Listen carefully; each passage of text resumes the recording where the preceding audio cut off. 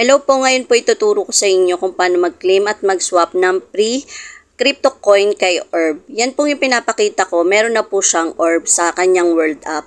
Ito po next na ipapakita ko, wala pa po. Yan po, punta lang kayo sa mini app.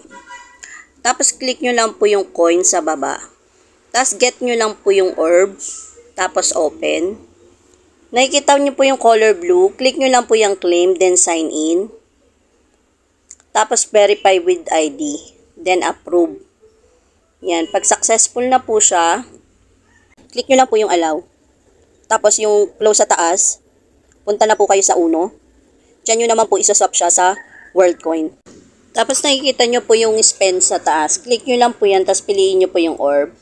Then click yung max. Then sa baba naman, meron din select. Click nyo naman pa sa WorldCoin.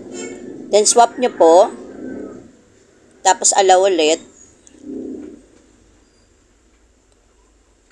Wait nyo lang po yan. Then yung close sa taas ang i-click nyo po. Tapos labas na po kayo. Check nyo na po sa wallet nyo. Yan po, makikita nyo pumasok na po yung pera. Yun lang po. Thank you po.